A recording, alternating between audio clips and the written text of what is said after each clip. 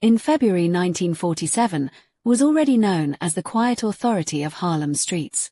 By then he was in his early 40s, a calm but powerful figure who guided the neighborhood's underground economy while maintaining order among those who operated within it. Harlem itself carried a deep reputation. It was the cultural heart of Black America during the early 20th century.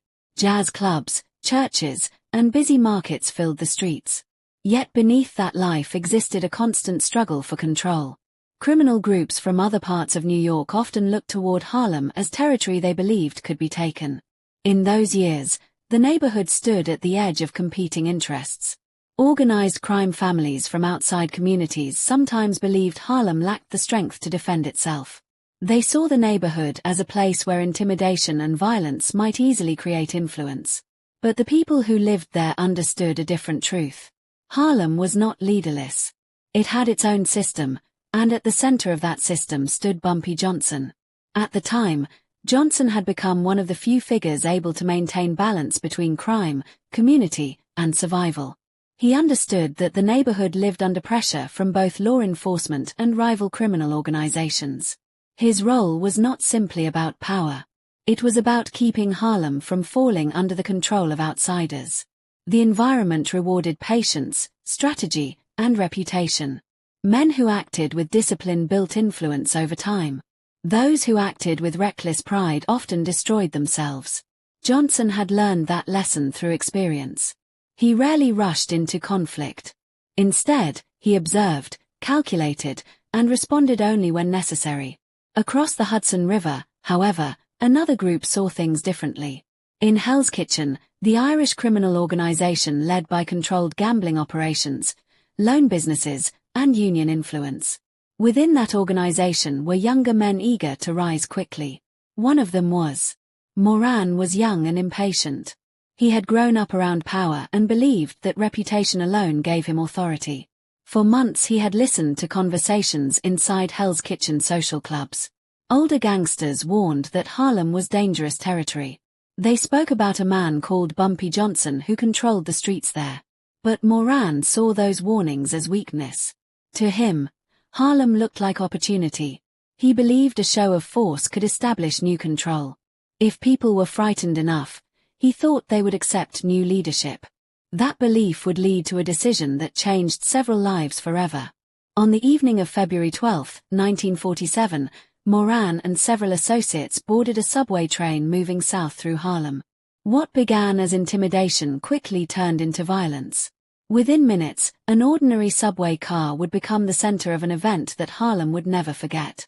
By the late 1940s, Bumpy Johnson had firmly established himself as Harlem's most respected underworld authority. His influence did not come from loud threats or public displays. Instead, it came from years of surviving dangerous situations and making careful decisions. Earlier in his life, Johnson had worked as an enforcer and organizer within Harlem's policy gambling networks.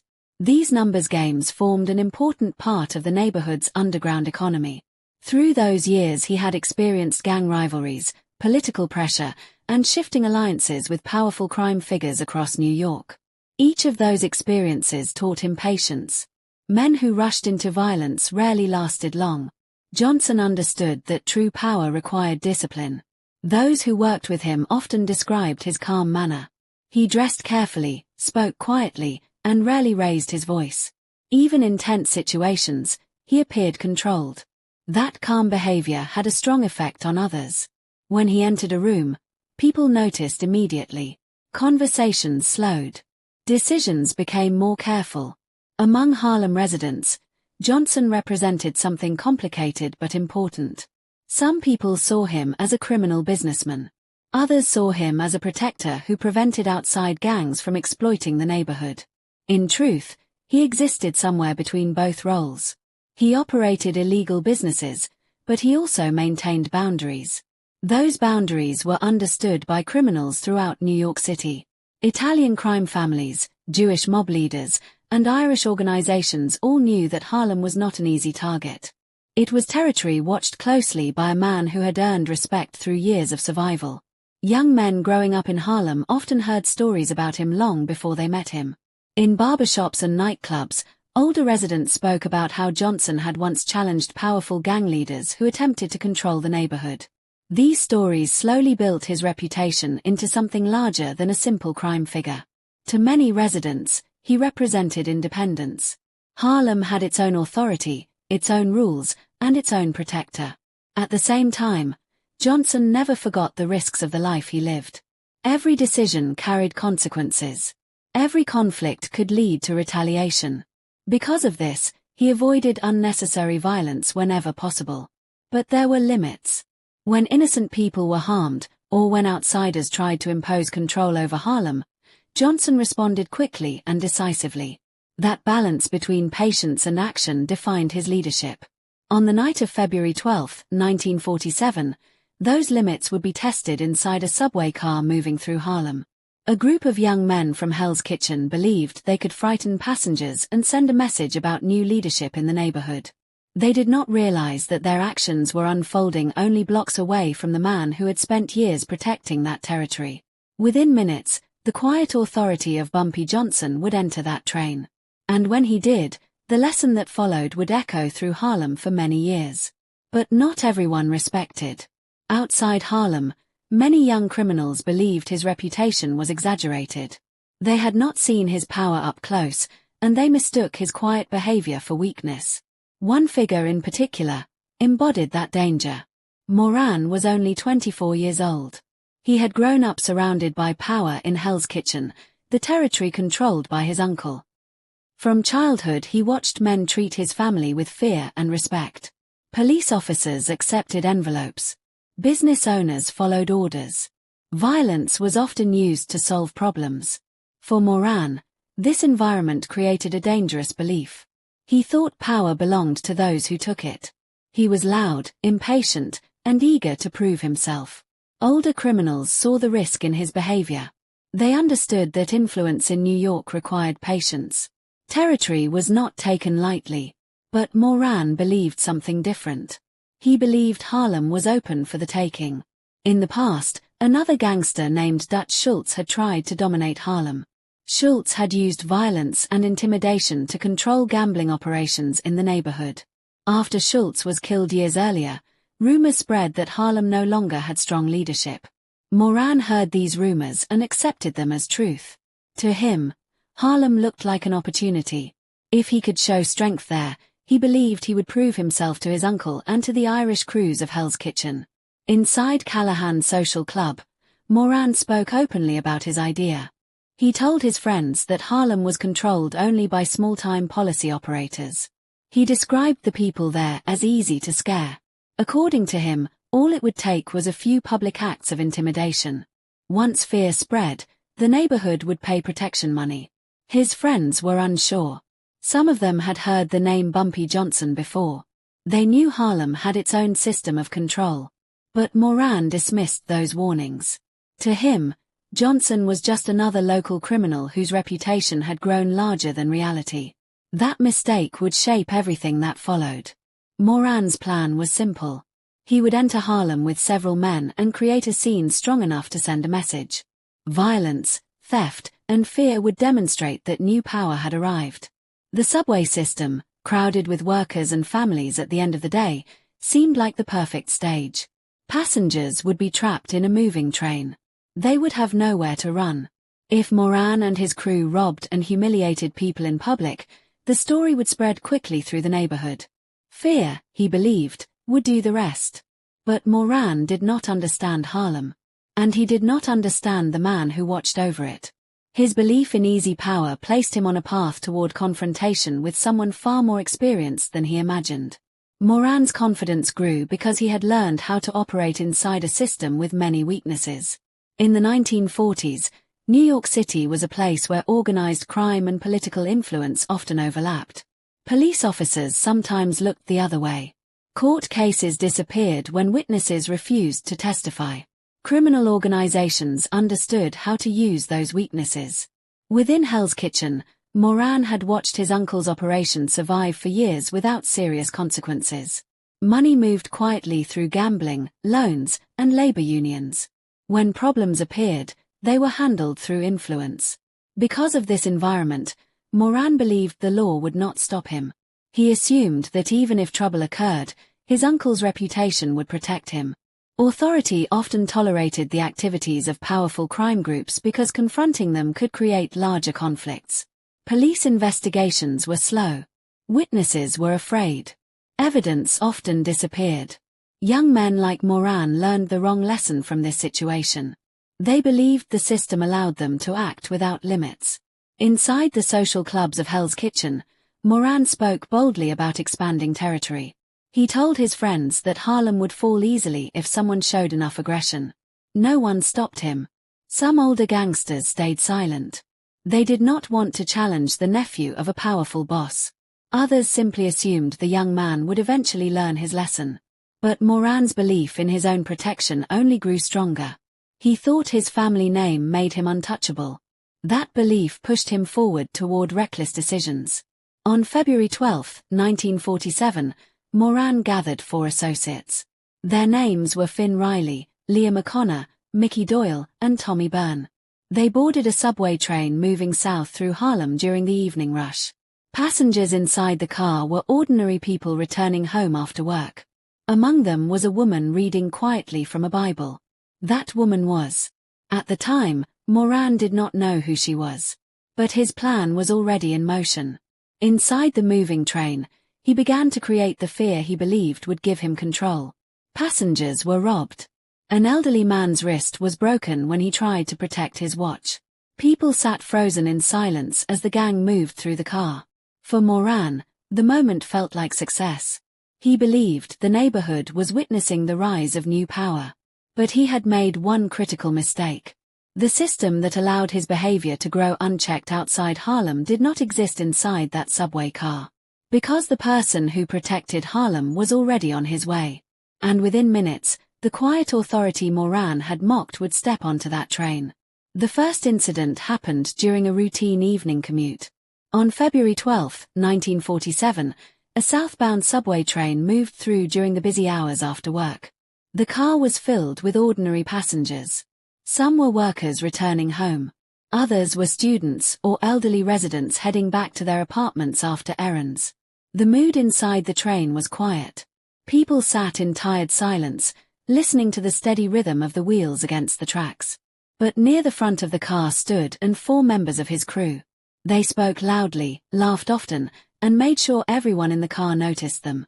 At first, their behavior seemed like nothing more than troublemakers showing off. But slowly their actions began to change. Moran reached into his pocket and pulled out a small switchblade. With a sharp click, he opened it and held it in his hand. The sound was enough to make several passengers look away. Moran walked slowly down the aisle of the train. His movements were calm, almost casual, but the knife in his hand made his intentions clear. His first target was an elderly man sitting quietly near the window. The man's name was Thomas Green, a retired janitor. Moran noticed the watch on the man's wrist. "That's a nice watch," Moran said. The old man tried to hide it, but Moran grabbed his arm and twisted it violently. The crack of bone filled the car. The man cried out as his wrist broke under the pressure. One of Moran's friends quickly removed the watch. The attack lasted only seconds, but it changed the entire atmosphere inside the train. Fear spread through the car. No one spoke. No one moved. Moran seemed to enjoy the silence. He continued walking down the aisle, taking a purse from a young woman and a wallet from another passenger. Each action was done loudly and deliberately. It was clear he wanted everyone to see what he was doing. Near the middle of the car sat. She had boarded earlier and was quietly reading a Bible. Moran eventually noticed her. He stopped beside her seat and looked down at the open pages in her hands. "Well," he said, "what's a church lady doing here?" Mayme did not answer immediately. She continued reading for a moment, as if ignoring him. Then she looked up calmly. "I'm going home to my husband," she said. Moran laughed loudly. "And who is your husband?" he asked. "He has money," she replied. "And he has power. He's meeting me at the next station." Moran found the statement amusing. He believed she was simply trying to scare him. Without hesitation, he grabbed her arm and pulled her up from the seat. Her purse fell to the floor, spilling its contents across the train. The moment drew the attention of every passenger. Among them sat a young construction worker named Samuel Price. He was only 22 years old, but he had already served as a soldier during the Second World War. Samuel had seen violence before, but watching an innocent woman being threatened in front of him stirred something inside him. He stood up slowly. "Let her go," he said. The words were simple, but the meaning was clear. For the first time that evening, someone had openly challenged Moran. The train slowed as it approached the 135th Street station. Outside on the platform stood a quiet man in a grey suit. That man was. He had been waiting for the train to arrive. Through the subway window he saw the injured passengers, the blood on the floor, and the men surrounding his wife. When the doors opened, he stepped calmly into the car. He did not shout. He did not rush forward. He simply stood still and observed what had happened. To many people watching, his silence looked strange. Some even believed he might walk away. But that was not what he was doing. The passengers who remained inside the subway car felt the tension immediately after Johnson stepped inside. Several people recognized him at once. One elderly woman near the back whispered urgently to the passengers beside her. "That's Bumpy Johnson," she said. The reaction was immediate. A few passengers quietly moved into the next subway car. People who lived in Harlem understood something important. When Bumpy Johnson appeared in a dangerous situation, events often changed quickly. But instead of attacking immediately, Johnson walked calmly toward Samuel Price, who was now lying on the floor with a deep knife wound. Johnson knelt beside him and checked his pulse. The young man's breathing was shallow. Blood spread across the subway floor. Johnson leaned close so Samuel could hear him. He spoke quietly and promised that Samuel's family would be cared for. Then he stood up. Only then did he turn his attention to Moran and the other men. "Take your hand off my wife," he said calmly. The words were not loud, but they carried authority. Many of the passengers expected an explosion of violence at that moment. But Johnson remained calm and controlled. Moran misunderstood the silence. To him, the quiet tone sounded like weakness. He laughed and mocked Johnson, believing he was dealing with an ordinary man. But those who knew Harlem saw something very different. They recognized Johnson's patience. They knew he was studying the situation carefully. He had already counted the number of men in front of him. He had already noticed their weapons. He had already measured the distance between them. In the world Johnson came from, patience was not weakness. It was preparation. The people who understood Harlem realized something important. Johnson was not hesitating. He was deciding exactly how the next moments would unfold. And when he finally acted, the outcome would leave no doubt about who truly controlled the neighborhood. The next incident occurred only seconds after stepped into the subway car at the 135th Street station. Inside the train, the situation had already turned violent. A young man named Samuel Price lay bleeding on the floor after being stabbed. Several passengers had fled to the next car, leaving only a few witnesses behind.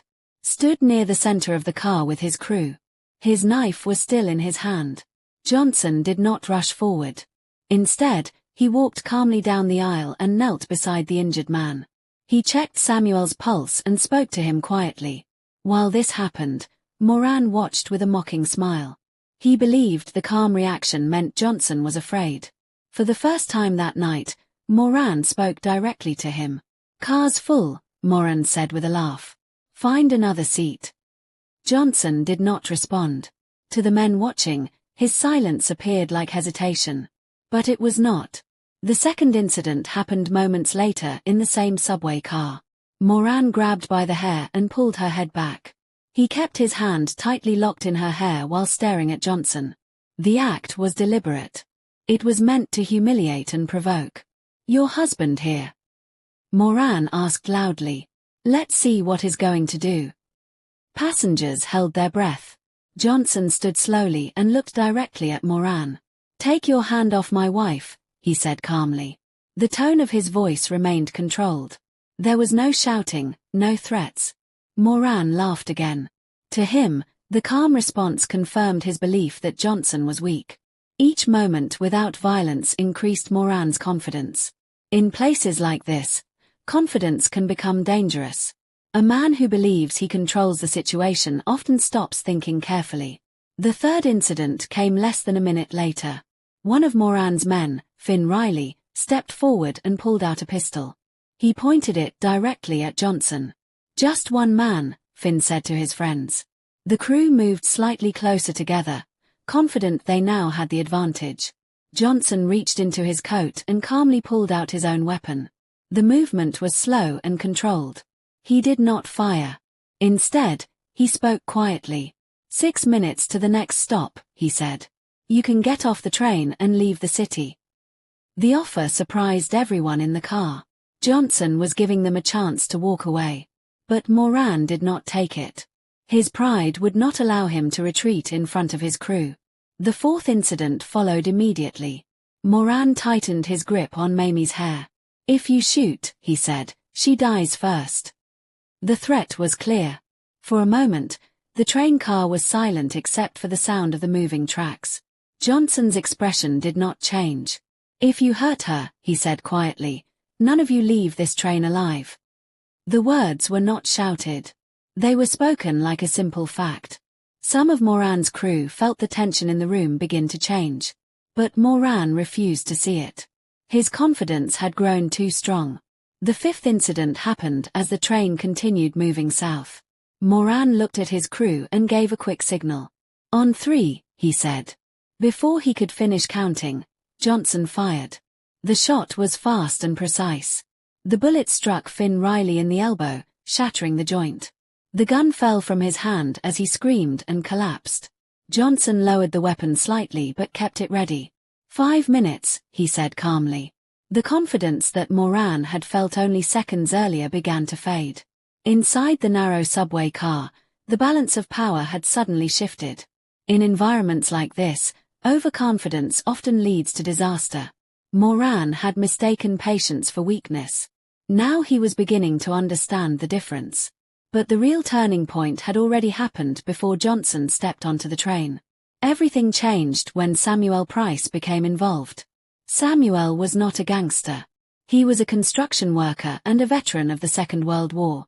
He had fought overseas and returned home believing that ordinary people should stand up against injustice. When he saw Moran threatening Mayme Johnson, he chose to speak. His words were simple. "Let her go." For a brief moment, it looked like Moran might ignore him. Instead, Moran stabbed him. The knife entered Samuel's stomach and twisted before being pulled out. Samuel collapsed onto the floor of the subway car as blood spread across his shirt. Passengers watched in horror as he struggled to breathe. This was the moment when the situation crossed a moral line. It was no longer just robbery or intimidation. An innocent man had been killed for trying to help someone else. When Johnson entered the train and knelt beside Samuel, he already understood the wound was fatal. Samuel spoke only a few weak words before losing consciousness. Johnson promised quietly that Samuel's family would be taken care of. Within minutes, the young man would take his final breath. When the train later reached the station, police would investigate the scene. But their response was limited. To them, it looked like another violent crime inside the subway system. There were injured suspects, frightened witnesses, and one dead civilian. Cases like this often disappeared into paperwork and slow investigations. But inside that train car, the outcome had already become inevitable. Samuel Price's death had changed the meaning of the confrontation. For Johnson, the situation was no longer about territory alone. It was about justice for a man who had tried to do the right thing. From that moment forward, what happened next was no longer uncertain. After the subway train stopped at the next station, the chaos slowly began to settle. Police officers and medical workers soon arrived to handle the wounded passengers and the injured men. Witnesses were taken aside and asked questions. The body of Samuel Price was removed from the train. But the most important conversation that night did not happen in the station. Later that evening, quietly contacted Detective Robert Walsh of the New York Police. The two men arranged to meet in a quiet part of Riverside Park. It was late when they met. The city was calm, and the cold night air carried the sound of distant traffic. Johnson arrived alone. Detective Walsh came with backup officers waiting some distance away, watching carefully but staying out of sight. The two men stood facing each other under the dim lights of the park. Walsh had spent more than 20 years working in New York. He understood the complicated world of organized crime. He also understood that Johnson was not a man who spoke carelessly. Johnson began the conversation calmly. He spoke about Samuel Price, the young man who had been killed in the subway car. He explained that Price had tried to protect an innocent woman. He had shown courage when others were too frightened to act. Johnson told the detective that he had already arranged financial support for Price's family. The young man's mother would not need to work again. Walsh listened carefully. Then Johnson spoke about the men responsible for the violence. He did not raise his voice. He did not make dramatic threats. Instead, he explained what would happen next. The men who had attacked the passengers would face charges in court. That was the responsibility of the police. But the men who had sent them into Harlem, the ones who had encouraged the attack, would learn a different lesson. Johnson said that Harlem was his neighborhood. He explained that people who came there to harm innocent residents would face consequences. His tone was calm and steady. He was not asking the detective for permission. He was simply describing the future. Detective Walsh understood the message. He had spent enough years in the city to recognize when a man was making a quiet declaration. Johnson was not planning chaos. He was planning order. And the people responsible for breaking that order would soon understand the cost. Before leaving the park, Johnson made one final statement. Justice should happen through the law, he said. But if the law fails, the streets will remember. Walsh said nothing for a moment. He knew exactly what Johnson meant. Those who heard Johnson speak that night did not see anger or revenge. They saw certainty. And certainty, in that world, was often more powerful than threats. 3 days passed after the subway incident. During that time, life appeared normal on the surface. Shops opened each morning. Street vendors sold food along busy sidewalks. Music drifted from the doors of nightclubs along 125th Street. People talked quietly about what had happened on the subway. The story spread quickly through barbershops, churches, and neighborhood cafes. Many people had never met Samuel Price, but they spoke about him with respect. He had stood up for someone else when the moment demanded courage. At the same time, everyone in Harlem knew the other part of the story. They knew Bumpy Johnson had witnessed the attack. And they knew that when something like that happened in Harlem, it rarely ended without consequences. Across the city, inside the Irish social clubs of Hell's Kitchen, the mood was very different. Had learned about the incident involving his nephew. He understood immediately that the situation was serious. His nephew had not only caused violence in another neighborhood. He had done it in the territory controlled by Bumpy Johnson. Callahan was an experienced leader. He knew when a mistake had been made. And this mistake had already drawn attention from both the police and the underworld. Late one evening, Johnson contacted Callahan directly. He asked for a meeting. The location was simple and ordinary. Callahan's own social club in Hell's Kitchen. On the outside, the building looked like many others on the street. Inside were small tables, a bar, and the quiet conversations of men who had spent years in the criminal world. Nothing about the setting suggested that something important was about to happen. But that contrast made the moment more powerful. When Johnson arrived that night, he did not come alone. Several of his trusted men stood behind him. Inside the club waited Callahan and several members of his organization. For a few moments, no one spoke. The room was quiet except for the sound of chairs moving across the floor.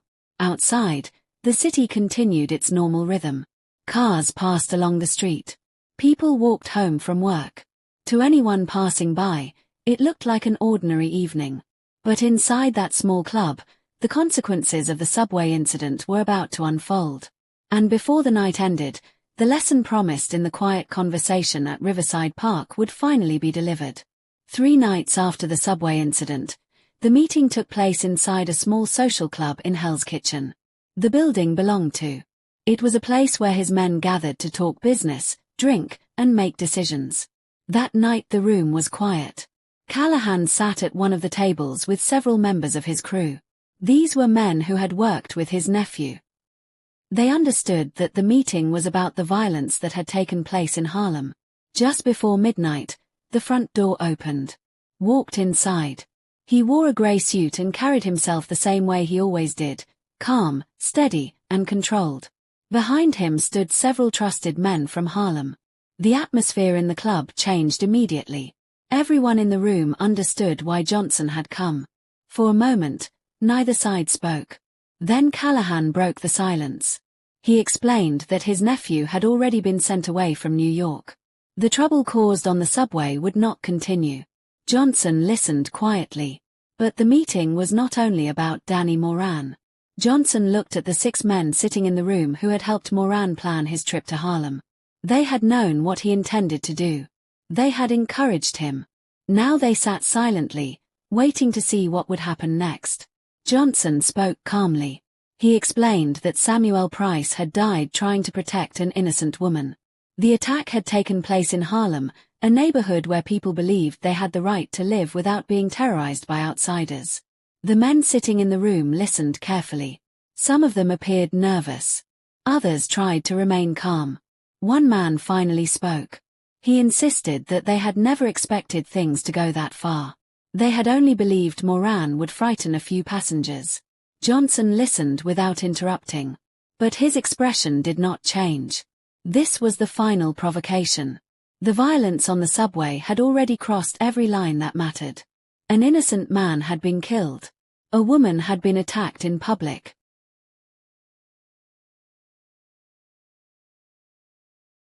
And the men who encouraged the act now tried to explain it away. In that moment, there was no confusion about what the meeting meant. Johnson stood up from his chair. The room fell completely silent. Everyone present understood that the discussion had ended. According to the men who later described the event, everything that followed happened quickly. Johnson gave a simple signal. The doors of the club opened. More men from Harlem stepped inside. Within seconds, the room was filled with armed guards standing behind Johnson. Callahan's men realized they were surrounded. There was no shouting. There were no wild movements. Everything happened in a calm and controlled way. Johnson spoke only a few words. He said that the men sitting in the room had helped create the violence that led to Samuel Price's death. Because of that, they would learn a lesson about respect and boundaries. One by one, the 6 men were restrained. Callahan watched silently. He understood that fighting would only make the situation worse. Any attempt to resist would turn the room into a battlefield. Johnson's men moved with precision. Within minutes, the prisoners were taken out of the social club and transported to a warehouse in Harlem. Witnesses later said the process felt organized, almost like a planned operation. Inside the warehouse, the message was delivered. Johnson stood in front of the captured men and spoke calmly. He explained that actions always have consequences. A neighborhood could not be invaded without a response. Then he gave another quiet order. His men carried out the punishment quickly and efficiently. Each of the men who had supported Danny Moran was injured in a way that ensured they would remember the lesson for the rest of their lives. The action was harsh, but it was controlled. No one died in that room. But the message was unmistakable. When it was finished, Johnson ordered medical help to be called. The wounded men were taken to hospitals and treated for their injuries. By the time authorities began asking questions, the situation had already ended. The men involved refused to cooperate with investigators. They claimed the injuries were the result of an accident. Without witnesses willing to speak, there was little the police could prove. But word of what had happened spread quickly through the criminal world of New York. Everyone understood the meaning. A group of outsiders had entered Harlem and terrorized its people. And within days, the man who protected that neighborhood had answered. The outcome had been decided long before anyone outside that room could intervene. By the time the injured men were taken from the warehouse, the situation had already reached its conclusion. Did not celebrate or raise his voice. The punishment had been delivered, and the message had been made clear. He stood quietly in the cold warehouse while his men called ambulances. Each of the injured men received medical attention. No one was left behind. No one was allowed to die from their wounds. Johnson believed the lesson had to be remembered. Death would have ended the story too quickly. When the police later began asking questions about the events of that night, Johnson did not run or hide. He remained in Harlem, continuing his daily routines. Investigators spoke to several men who had been present during the meeting, but none of them were willing to explain what had happened. Without witnesses, there was little the authorities could prove. Still, detectives understood that Johnson had been involved. His name appeared in quiet conversations among officers and reporters. When the police finally approached him, Johnson did not resist. He answered their questions calmly and showed no sign of fear. He explained that the men who had attacked the subway passengers had already faced the law for their actions. What happened afterward, he said, was simply the result of criminal disputes. Before leaving the conversation, Johnson spoke one final sentence. He did not shout it. He said it quietly, the same way he had spoken throughout the entire situation. Harlem protects its own.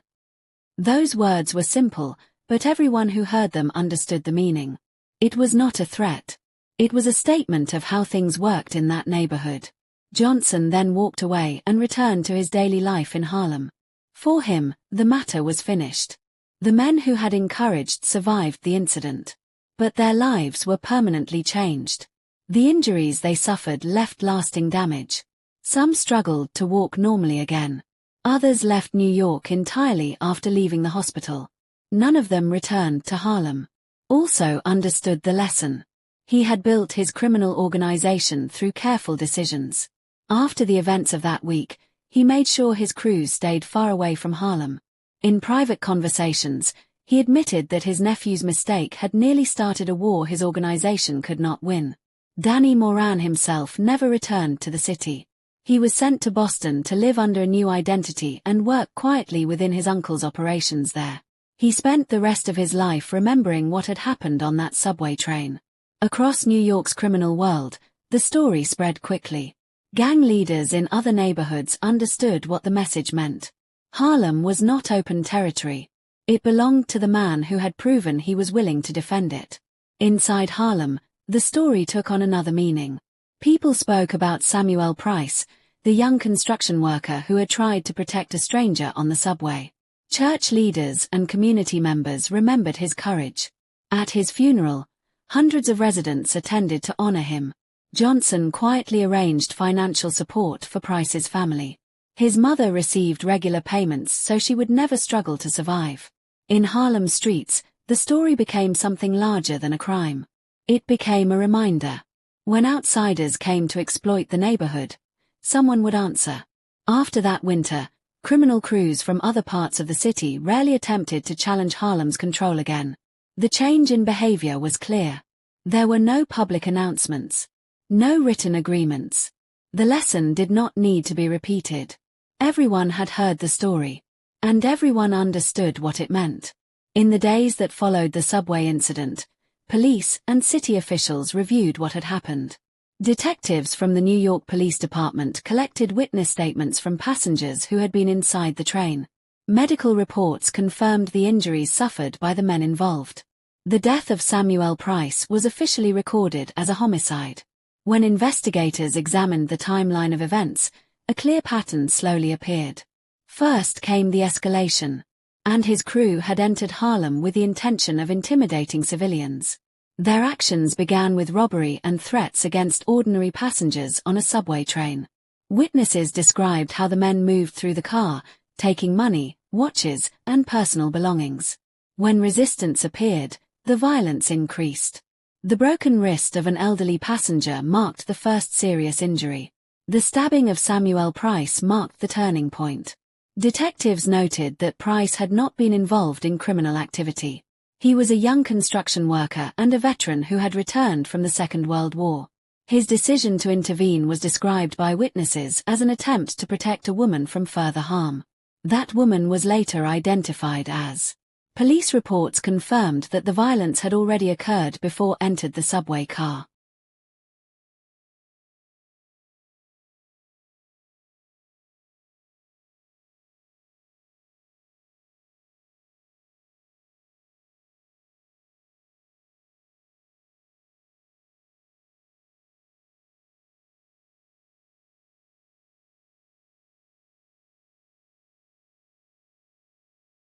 By the time Johnson arrived, Price had already suffered a fatal wound. The second stage investigators identified was the presence of warnings. Witnesses explained that Johnson had not immediately attacked the men responsible. Instead, he had offered them an opportunity to leave the train and exit the city. Several passengers confirmed hearing him say that they should get off at the next station and leave Harlem. Detectives found this detail important. It showed that the confrontation had not begun with immediate violence. A chance to avoid further conflict had been offered. But Moran refused. Instead, he continued threatening passengers and holding Mayme Johnson by force. Only then did the confrontation turn physical. The third stage investigators observed was the failure of the system. New York City in the 1940s faced serious challenges in controlling organized crime. Witnesses were often afraid to testify. Criminal groups used intimidation to silence those who might cooperate with police. In the subway case, several passengers confirmed what they had seen. But others refused to speak openly once the investigation continued. Some feared retaliation. Others believed the situation was already beyond the control of the law. Without consistent witness testimony, prosecutors faced difficulty building a strong case. Meanwhile, the criminal organizations connected to the incident began handling the matter privately. Quietly removed his nephew from New York and discouraged any further conflict with Harlem. Inside Harlem, Johnson ensured that Samuel Price's family received financial support. These actions occurred outside the formal legal process. But they influenced how the situation unfolded. Detectives reviewing the case eventually recognized a pattern that had repeated many times in New York's underworld. Violence escalated. Warnings were ignored. The legal system struggled to control the aftermath. In the absence of clear legal consequences, criminal organizations resolved the dispute through their own methods. Investigators could not officially confirm every detail of what happened afterward. No witnesses came forward to describe the events inside the Harlem warehouse where the Irish crew was reportedly taken. The injured men themselves refused to accuse anyone. They told police their injuries were the result of an accident. Without testimony, the case slowly lost momentum. Within weeks, the investigation closed. But even without formal convictions, the meaning of the event became clear to those who studied it. A group of outsiders had attempted to intimidate Harlem residents. Their actions led to the death of an innocent man. Warnings were given. Those warnings were ignored. And in the end, the neighborhood responded through its own form of justice.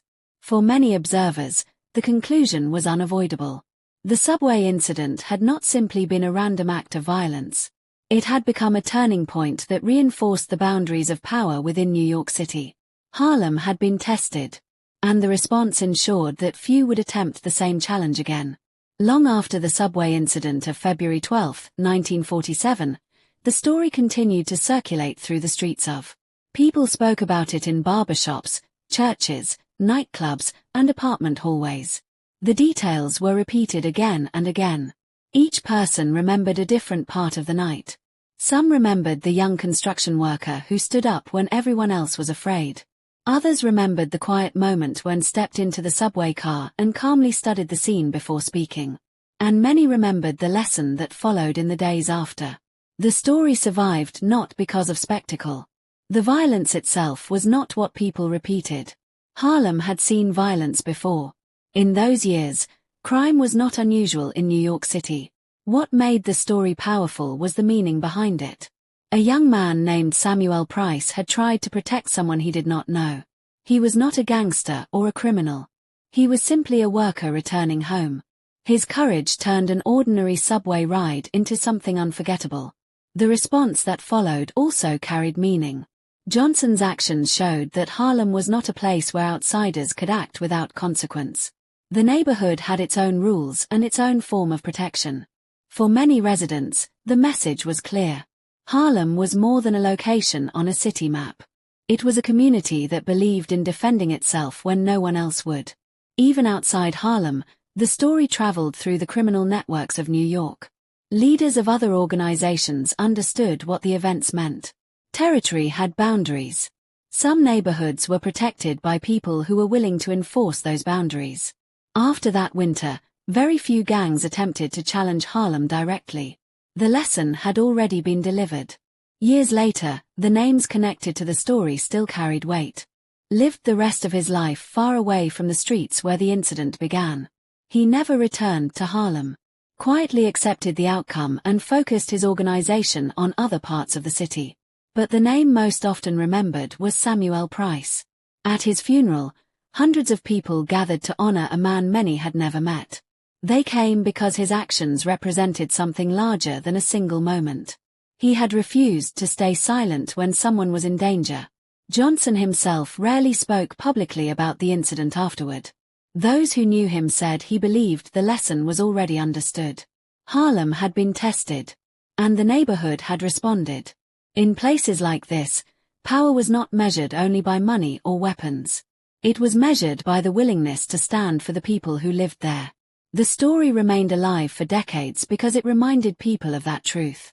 In cities built on power and territory, respect is not requested, it is enforced.